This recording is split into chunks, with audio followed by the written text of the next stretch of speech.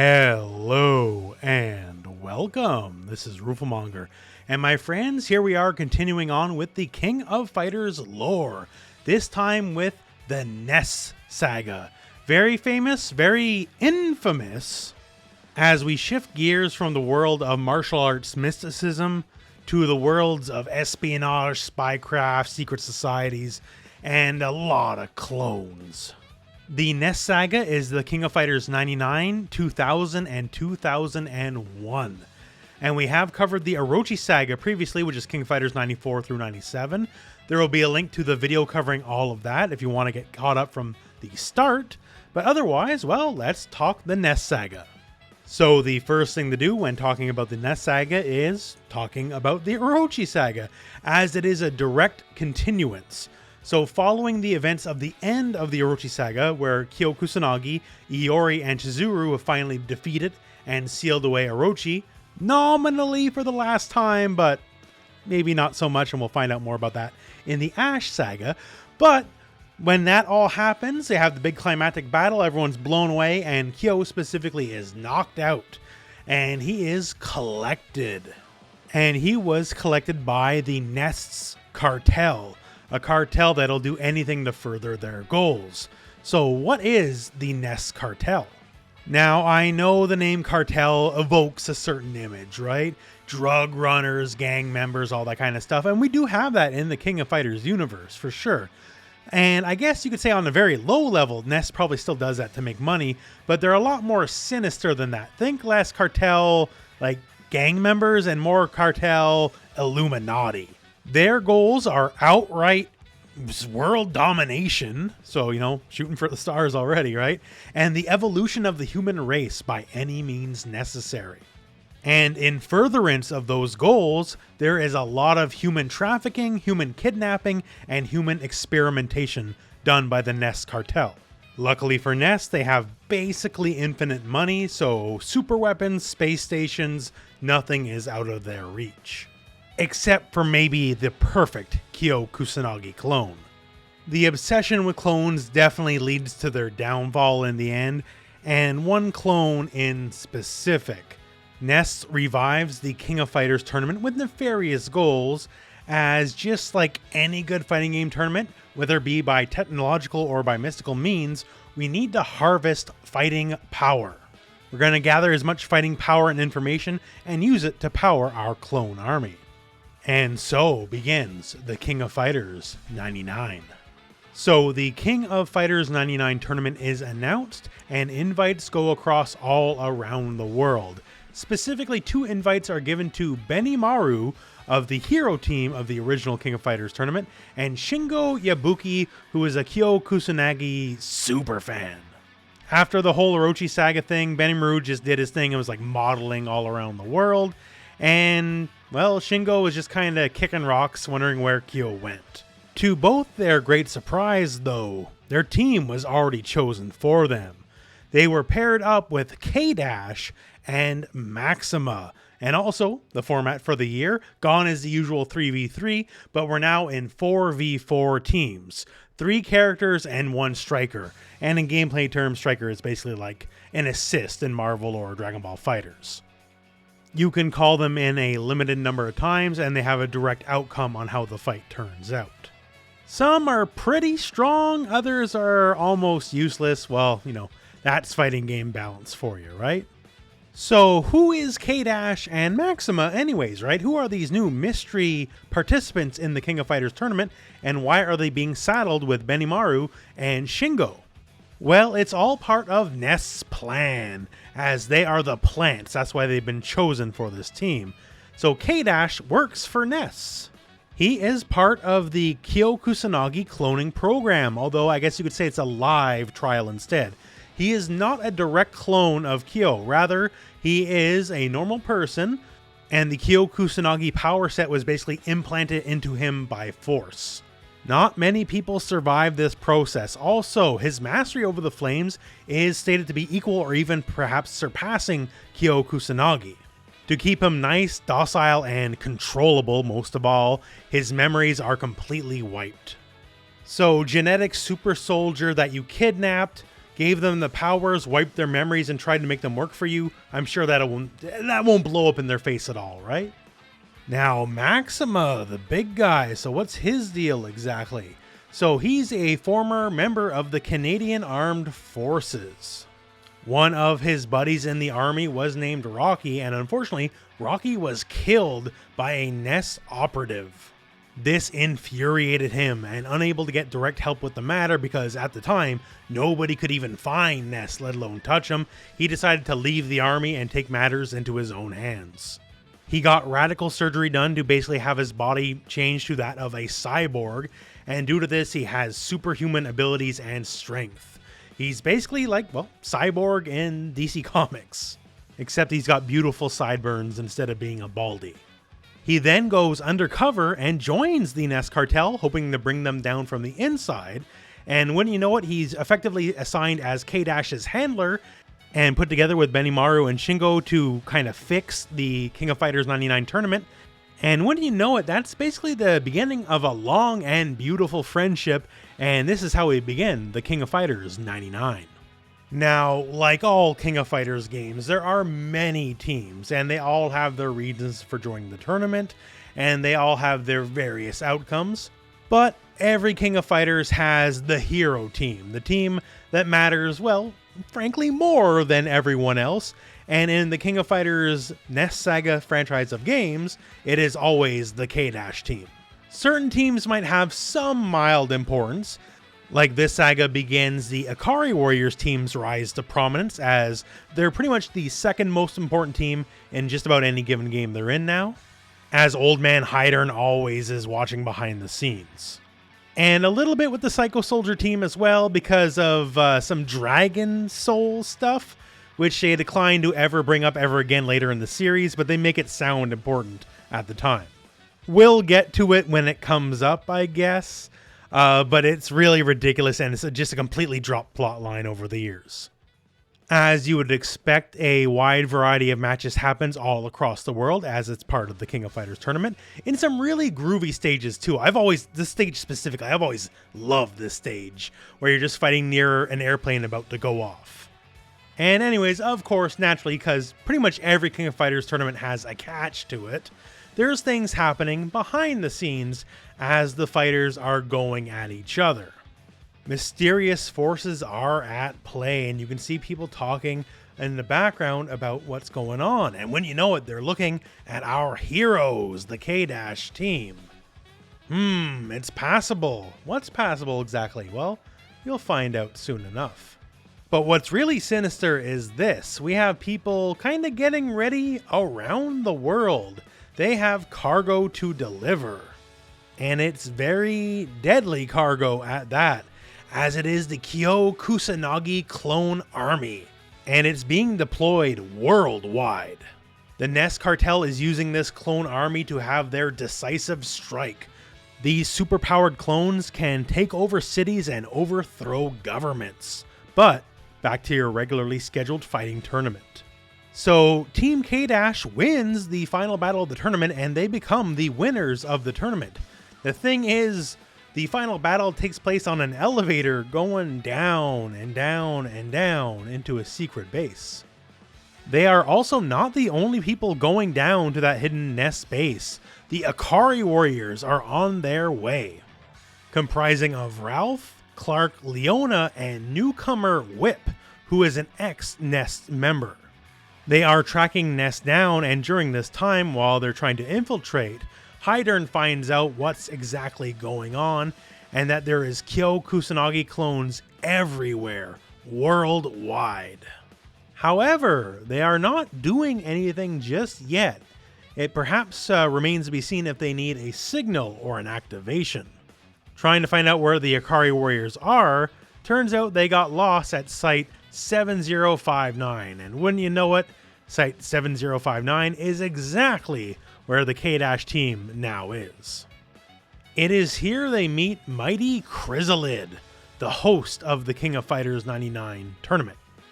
And wouldn't you know it, it's time for a good old-fashioned scrap against Chrysalid. Krislid has very long legs and an impeccable fashion style, and he can kick tornadoes at you nonstop. It's a whole thing. You think beating him, hey, maybe it's not too bad, but turns out, well, it's only just the beginning. This is King of Fighters after all. Krislid congratulates K-Dash and Maxima for furthering the NESTS cause. And this is where Benimaru finds out they're working for NESTS. They're using the battle data from the fight to upload to the Kyo Kusanagi clones worldwide. While this is going on, it's a veritable party on site, as the Ikari warriors are now there, and so is Kyo Kusanagi, who's now rampaging and destroying everything. He's more than a bit due some revenge, to say the least. Back to Krislid though, however, now that he has battle data from the team, and he's going to be uploading it to all the Kyo Kusanagi clones, well, he's kinda done with you. He has his ultimate goal in mind, and that is world domination via the clones, and he no longer has much of a use for you. Also, to drop a bombshell, K-Dash, Krislid states, is a clone of Krislid himself. They're both dark skin, white hair, and fashion conscious, so stands to reason. Also calling out K-Dash has no memories. He can't remember his parents' faces or, well, anything of any kind of a childhood. So therefore, he must be a clone. At this point, there's only one more battle needed to maximize the battle data, and then it'll go through all the Kyo clones worldwide, and that's that. Total world domination. So time for one last scrap, and, well, let's have it out with our final boss battle of the King of Fighters 99. Now, true form Krislid is a cheap MFer, for sure. You're gonna have a grand old time trying to get past his tornado kicks. If you try to roll past him, he'll hit you. If you just sit there and block, he'll eat chip damage. It's mildly difficult to deal with everything that's thrown your way. He's pretty tough. Although, like all bosses, he indeed must inevitably fall, right? And so fall he does. Even though he's so strong, in the end he's not matched for a team, and especially a hero team. So when Krislid goes down, well, things start getting rotten real quick. No battle data is uploaded, the clones are effectively rendered null and void, and a mysterious voice tells Krislid this is the end. An unknown superior is happy enough with the results he got, even if the clones didn't work the way they thought. And, well, Krislid, he gets the rotten end of the deal, let's put it that way. He didn't get the severance package he hoped for. And keep in mind, during this time here, you can see the base is collapsing because Kyo Kusanagi is rampaging everywhere and destroying the base. And the Ikari warriors and the various Ikari warrior soldiers are now here as well, and they find two NESTS soldiers, being K-Dash and Maxima. They don't know Maxima's undercover, so he's a valid target for elimination. And here comes one of the big perks of having a giant cyborg body. Turns out you can handle bullets pretty well. The Ikari Warrior Axe Squadron tries to eliminate K-Dash and Maxima, but to little and no avail. So Shingo and Benimaru, they escape, not at the time knowing the fate of their former teammates. And K-Dash and Maxima manage to fight off the Ikari Warrior soldiers and live on to fight another day. K-Dash is definitely now done with the NESTS cartel and wants to forge his own path, and Maxima is there to support him. And so ends the King of Fighters 99. However, there is just a little bit more that happened, and that's on the Ikari Warrior side of things. So while everything's falling apart, Kyo Kusanagi is rampaging, destroying the site, the main Ikari warriors are running for their lives, the soldiers are fighting K-Dash and Maxima, but Krislid isn't quite dead yet. Whip is there with him, and he thinks Whip is his sister. Unfortunately, Whip has some harsh reality to dole out to Krislid, because it turns out Krislid himself was the clone, not K-Dash. So Krislid is a clone of K-Dash, not the other way around. But since he has these clear memories of Whip being his sister, it turns out, well, Whip is K-Dash's sister, although his memories are a little foggy, so he doesn't quite know that yet. Whip is also a subject of NESTS testing, and lots of memory issues and all that kind of stuff that everyone in NESTS has. So when she figured out what was going on, that's when she left NESTS and joined the Ikari Warriors. That said though, when she was part of NESTS, her and Chrysalid did pal around and live along like they were brother and sister. And after his death, Whip sheds a tear for her sort of, but not really, brother. And now we move on to the King of Fighters 2000. So opening up into KoF 2000, the NESTS cartel has effectively declared open war on the world. K- and Maxima are on the run. As basically, as far as everyone else is concerned, they're simply ex-NESTS members. An army leader named Ling is looking to destroy NESTS and find out where Kyo and Maxima is, so hosts the King of Fighters 2000 tournament. He invites them to the tournament, and sure enough, they take the bait, because why not? It's a fighting game, right? And he's also working with the Ikari Warriors and hiring mercenaries. He assigns one of their teammates as Vanessa, who is directly working for him basically as a double agent to capture K- and Maxima after the tournament is over, and also Seth, who works with different teams. Vanessa hires Ramon basically to fill out the hero team, as it were, and now we have our hero team for the King of Fighters 2000. Now, once again, there's a lot of teams in the game, lots of characters, and they all have their own agendas and stories, but in the end, the one that actually matters is the hero team, that is Team K-. And so we begin the King of Fighters 2000 tournament. Once again, multiple teams all signed up, everyone's raring to fight. Too bad for the majority of the people of the tournament, it's all a sham yet again. It usually is a sham. KoF is rarely as presented. The K- team travels across the world to participate in a variety of matches against a variety of people. Brought in under false pretenses, thinking they're helping against NESTS, but in reality they're sort of the targets. But that doesn't mean NESTS is standing still. In fact, they've been developing a new weapon. They are awful sore that K- left the organization and left things in a real bad way and ruined a lot of their plans with the Kyo Kusanagi clones, so they have developed the anti-K-, Kula Diamond. And in the middle of one of their matches, Kula ambushes them. Kula in a lot of ways parallels K-, as she was also kidnapped by NESTS, had her memories erased, and had her powers forcibly grafted into her. And when you're trying to stop your runaway super soldier, and has amazing flame powers, naturally, you create someone with amazing ice powers to take them out. Kula, while very powerful, basically has a mind of a child and is not able to stop the K- team at that point. While that fight was going on, Ling's surveillance over the K- team was basically hacked. The only images they have are of Kula, the anti-K-.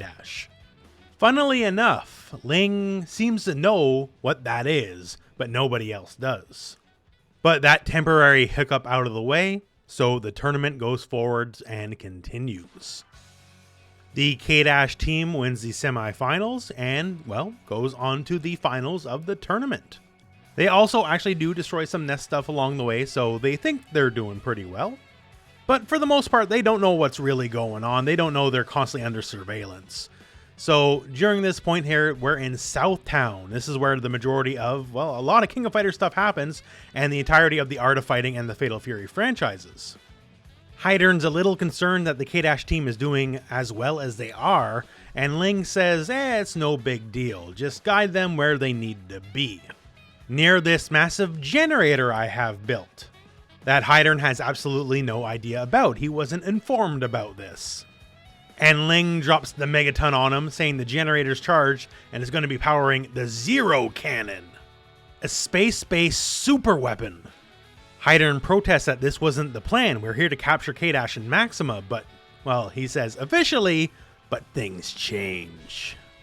Unaware of this betrayal, the K- team heads to the final destination in Southtown and prepares for the King of Fighters 2000's finals. Sure enough, they prevail. They are the winners of the King of Fighters 2000 tournament.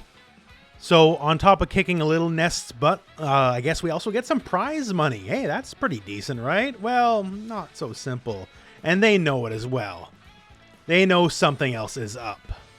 And so, Project 2000 begins. The finals area opens up and they meet a mysterious man. However, Vanessa knows this person, as this man looks exactly like Commander Ling. But Commander Ling, he is not. He is Zero, one of the main heads of the NESTS organization. He reveals that he was the mysterious voice at the NESTS base at the end of the King of Fighters 99 tournament.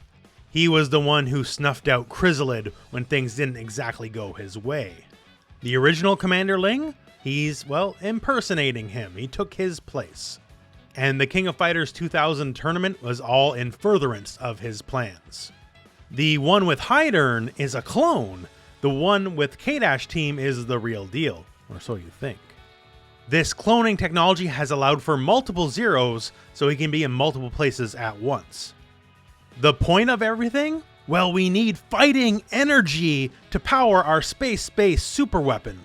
He announces that he is betraying NESTS, and he himself is looking to destroy NESTS himself.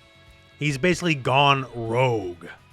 In a display of his power, he takes a shot with the Zero Cannon, and it's pretty devastating, and it blows up a good chunk of Southtown.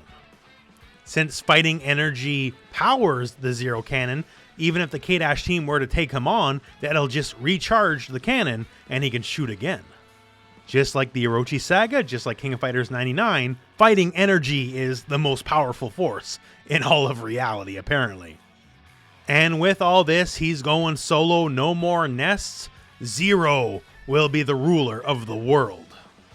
And naturally, how do we settle this, right? Well, it's time for an old-fashioned kung fu battle. So the K- team now enters battle with Zero. Zero, like the majority of SNK bosses, is a cheap MFer. Also, compared to most characters, very beautifully animated. His little skirt, I guess you could say, has all sorts of knives and blades attached to the end of it, and he uses it to very great effect. However, as you would expect, the boss has to go down in the end, and so he does. Zero doesn't handle loss very well. He's going to use the fighting energy they built up during the fight they just had, and he's going to shoot everyone down. He's going to target the Zero Cannon right on top of his own head and wipe out K- and everybody else. And even if he can't do it, the clone will do it. So either way, it's going to happen, except, well, it doesn't. Either way, himself or the clone, neither of them can trigger the Zero Cannon. This is where Diana and Foxy, Kula's caretakers and NESTS loyalists, begin to take Zero out. Nobody gets to betray NESTS and live. While they are there taking out Zero, Kula herself is in space, and she takes out the Zero Cannon itself. And then, well, all's well that ends well? Sorta, maybe.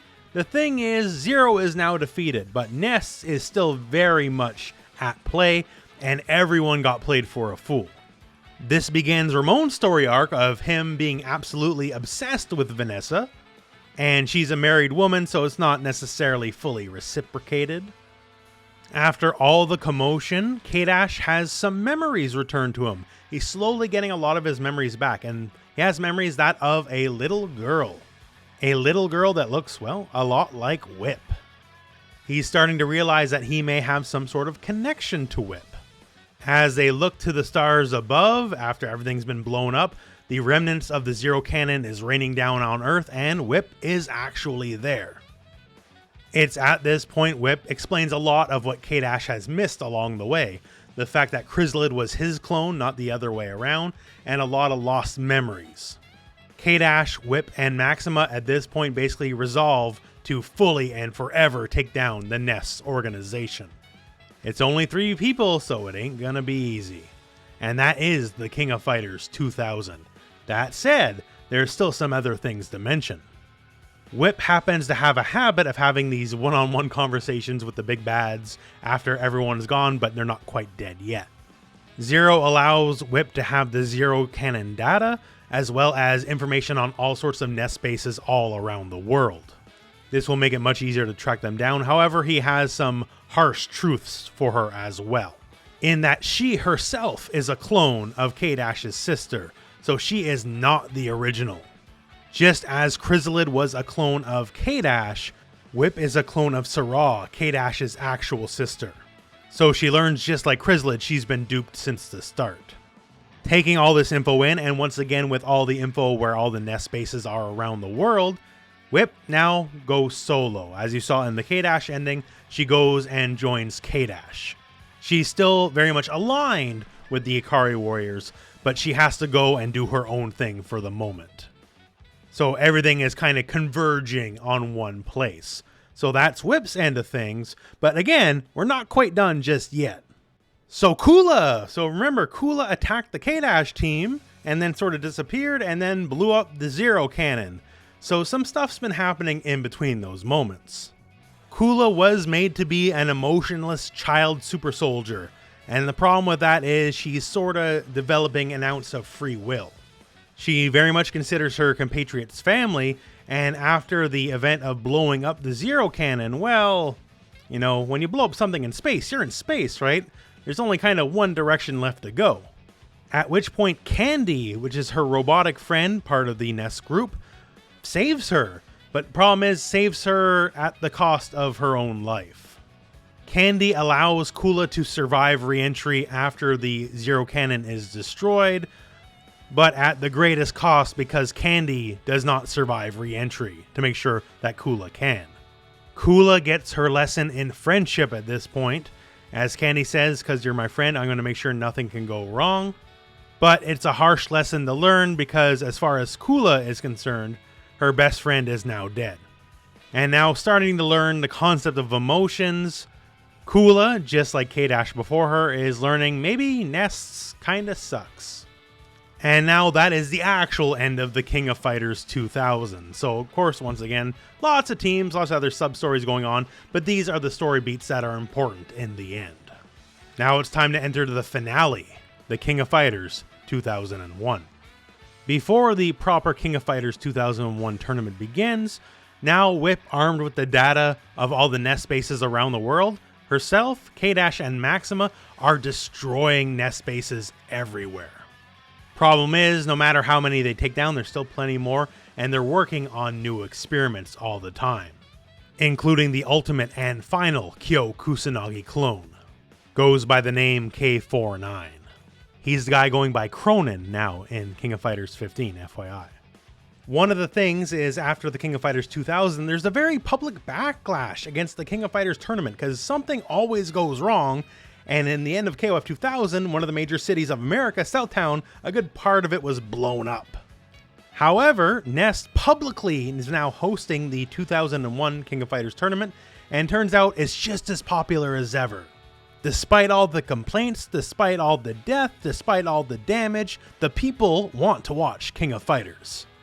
And so begins the King of Fighters 2001 tournament. Lots of new faces, lots of old and returning faces. However, the core team now of K-Dash and Maxima is happening, and their teammates this time around are Whip and Lin. Lin is an assassin who's looking for a man named Ron, who is now working for NESTS. We'll get more into it later on, it's silly. The other big notable team now is, since NESTS is openly hosting this tournament, they have entered their own team. The team of Kula Diamond, Foxy, Angel, and K49. Kula and Foxy you already know, and Angel and K49 are NEST's enforcers. They're strictly there to kill people who oppose NEST and or try to run away from the organization. The purpose of this team in this tournament is to outright eliminate people who may be a threat to NEST or recruit people who might have potential. These being the major players, well, now the King of Fighters 2001 is underway. So as all the games previously, Team K-Dash travels across the world and fights a wide variety of people. Someone like Whip has to go up against the Ikari warriors in the tournament. They're her compatriots, but she's got her own thing to do, so she's not going to let them get in her way. And of course, naturally, some other things are happening behind the scenes. So we've seen Chrysalid, we've seen Zero, but who are the true heads? The people who actually run the NEST cartel. And we get our first hints of what's going on with these shadowy figures watching on. And as far as they're concerned, everything's going according to plan. And they want to make sure K-Dash is the one to win. Another mysterious figure says he's happy to give him a taste of his real power. Did this person have some sort of fake power before? What is he referencing exactly? That said, we go to the finals of the King of Fighters 2001 tournament here. And the K-Dash team, well, spoiler, they prevail. They do have a fight against the NESTS team along the way, although the NESTS team is no match for K-Dash and friends. It doesn't help the NESTS team, as we'll find out in a little bit, that they might be working towards different goals. NESTS team defeated, K-Dash and friends are the official winners of the King of Fighters 2001 tournament. So get big prize money and go home? Well, no, of course. You know it's not going to work out that way. They do get a really nice blimp ride, though, for being the winners. That's awful nice. Must be pretty cool to be in a blimp. Although perhaps ungrateful, they sense evil. And wouldn't you know it, that blimp, it was a fake blimp all along. It's actually a transformer. It's a blimp when it's in one form, but the other form is a space rocket. And now trapped aboard, they have to go where that space rocket is going. Now, during that time, they have a little bit of diversion to go through. The person on this blimp with them is Zero. Yes, I know we saw Zero before, but the thing is, that's not this Zero. This is the original Zero. Zero had Ling the clone, but it turns out that Zero with the Zero cannon was also a clone of this guy. As the story goes, he was literally just chilling at NEST HQ and had no idea that his own clone was going rogue and trying to take over the world. Things just happen like that, I guess. Anyways, being the original, he's a heck of a lot tougher, has a lot of powers, and is super friggin' cheap. And he has a lot of friends with him. He has a pet lion, which he will summon to bring into the fight. NESTS used their technology to revive Chrysalid. He's now back, and he's also an assist that Zero can call. And turns out this is where Ron is, what Lin is looking for. Ron is with Zero. Eventually, though, as with all bosses, he's got to go down, right? So go down, Zero does. And this is where stuff starts hitting the fan. So our rocket is now all the way in space at the NESTS space station, naturally. Zero, original Zero, seems to have a little bit more honor than his clones as he kind of goes down with the ship. Why is the ship going down? Don't worry, that's not really explained. It just is, and we just have to accept it. Meanwhile, back on Earth, Team NESTS is there, and it looks like all they can really do is sit and wonder how things are going to turn out. But the problem is there's a little dissension in the ranks. K49 and Angel kill Foxy. Nominally, this is under orders of NESTS itself, as Kula and crew have proven unstable now. They are now to be taken out by the loyalists of NESTS, Angel and K49. K49 has some temporal problems, as he got erased from the canon of the King of Fighters, therefore Foxy never actually died, and now he's back, but we'll worry about that another day. Meanwhile, K-Dash and crew are in the space station heading towards their ultimate destiny. Who is the head of NESTS? And what about all their missing memories? So inside they meet the man NESTS himself. He's the older gentleman in the seat. Also to his side is Ignis, his son. At which point, well, it's time for the villain monologue, because you gotta have one. It is explained to K-Dash and crew that this is basically all part of a grand plan. K-Dash, Whip, and Kula were all created via the NESTS Super Soldier program effectively, and they're pretty happy with the results. NESTS states that, well, frankly, from the start, you were doing my bidding. You've been doing what I wanted all along. You have grown, and the thing is, the whole point of your memories being stripped is having thoughts and emotions. They hold you back. At which point, NESTS, he grants them their full memories back. Now, is it a switch or something? I don't know, but he does it. And let's have a grand battle to end all battles. Well, here's the thing. At which point, Ignis kills NESTS. So after all these years, after all this buildup, he's betrayed by his own son. who then sets the space station on a crash course towards Earth. Ignis has a very literal god complex. He thinks he will become the new god of Earth. Considering someone like K-Dash the peak of human evolution and advancement, if he can defeat K-Dash, then he is an actual god. That's his logic anyways. So we came for NESTS, but turns out here we are with Ignis. And so begins the final battle of the King of Fighters NESTS saga against Ignis, a self-proclaimed god while you're fighting in space. Now Ignis, hey, he's an SNK boss. He's pretty cheap. He fights with absolute confidence. He uses these like whip-like swords. However, as a final boss, I don't think he's as worthy as some of the previous ones, as I consider Zero a much harder fight than Ignis. Not to say he's a pushover, but while filming this footage, definitely took me a lot more retries on Zero than did Ignis, let's put it that way. And the boss must fall inevitably in the end. That's how things go, that's how fighting games work. And Ignis does not handle this well. He asks, is this the end of lovable Ignis? At which point he assumes direct control of the space station. It's already plummeting, but I guess by his logic, it can plummet a lot faster than it currently is. And at which point we're taking a straight dive towards hell. If Ignis cannot become a god, then he will become a demon. And he is more than glad to take everybody out with him. So now stuck on a space station hurtling towards Earth, surely this must be the end of our heroes. But seemingly right before we crash into Earth and obliterate literally everything, there's one little miracle that happens. Something seems to stop the total catastrophe. Someone as powerful as Ignis, which is Ron, and we'll get to that in a minute. So the station crash lands, but everyone manages to survive as catastrophe is avoided. K-Dash team survives, washes up on a beach, and turns out meets Kula. Kula survived her encounter with Angel and K49. And now a super soldier with a stolen past, a child soldier who's never been able to live life, and a clone trying to live up to a dead person's memories. They are now all together and kind of have to figure out what to do from here.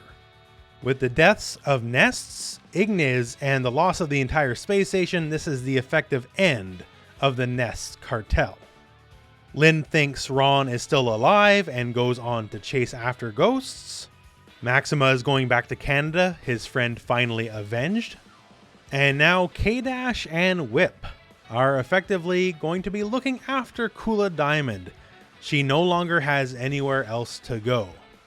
Foxy and Diana would go on to try to resurrect the NESTS cartel, which we don't talk about because that makes them sound like crazy asshole bad guys. But for the most part, K-Dash, Whip, and Kula are now a new family, and they'll go forward to an uncertain future. And that is the end of the NESTS saga. So now let's rewind and talk about Ron and all the weird Dragon Soul spirit stuff. Okay, so in the King of Fighters 99, now that we're rewinding time, when the base was exploding, everyone's trying to run, turns out everyone was there, because why not, right? So Kenso, part of the Psycho Soldier team, had to save Athena. And during this time when he's saving Athena, he unlocks a new power, a dragon spirit, if you will. This is incredibly powerful, which attracts the attention of Ron, who's a mystical assassin, and he wants to harvest this power for himself. So during the events of King of Fighters 2001, he joins the NESTS cartel so he can get at Kenso to get the dragon spirit power. Even though he was on the same ship as Zero was and it went down, he actually snuck aboard the NESTS space station before the whole Zero going down with the ship debacle, so he's alive. And apparently he's so freakishly strong that even though the NESTS space station was going to crash into Earth, he was the one who slowed it down enough so everyone could survive the landing. So after he survives, he's going to be looking for this dragon spirit still. It apparently has a power that surpasses anything NESTS has ever done, and then it goes on to never be mentioned ever again. So Ron's the Deus Ex Machina, why everyone survived. He's looking for this power, and then the power is never part of the King of Fighters ever again. It's really dumb, but there you go. And that is the NESTS saga. So it's pretty complicated. There's a lot of twists and turns, simply a lot more than traditional mystical martial arts fair that was presented in the Orochi saga. But overall, pretty memorable. Now, gameplay legacy, these games are kind of busted and jank in a lot of ways. The striker system, not many people are a fan of it. Going on into the next saga, that stuff would change up a bit. And in more modern King of Fighters games, well, there's no strikers at all, right? K-Dash and friends, ever since being introduced into this game and this saga, they've been around ever since. Very popular characters for sure. And while they stole the limelight from, Kyo Kusanagi and Iori, well, Iori and Kyo are more popular in the end. Let's put it that way. Maybe they weren't the main characters this time around, but they're always the main characters in a way.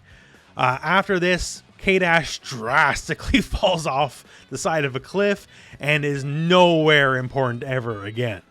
Going into the King of Fighters 15, which is out very soon as the time of me putting this out, apparently his whole storyline is now Kula ran away over a fight with ice cream or something like that. So Kula, Maxima, Whip, and K-Dash are basically like the shenanigans crew now. They had their trials and they had their tribulations, but now we're leaving the heavy lifting to the new generation.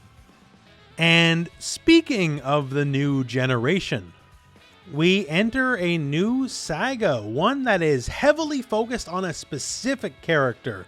Unlike the other sagas where, it's about Kyo and friends, about K-Dash and friends, this is all about one person, and that is Ash Crimson.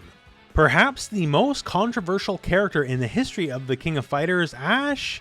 He's going to be doing a lot of things, and it's not going to be very easy to understand why he's doing what he's doing until everything wraps up at the end. He's here to beat up all the fan favorites, and he's the femboy everyone loves to hate. Look forward to the full Ash saga breakdown on the channel not too long from now, and otherwise, well, we're at the end. So if you could spare a like for the video, it would be greatly appreciated. These kind of videos take forever and a day to make. And otherwise, thank you very much for watching. Hope this video has found you well, and go out and play some King of Fighters.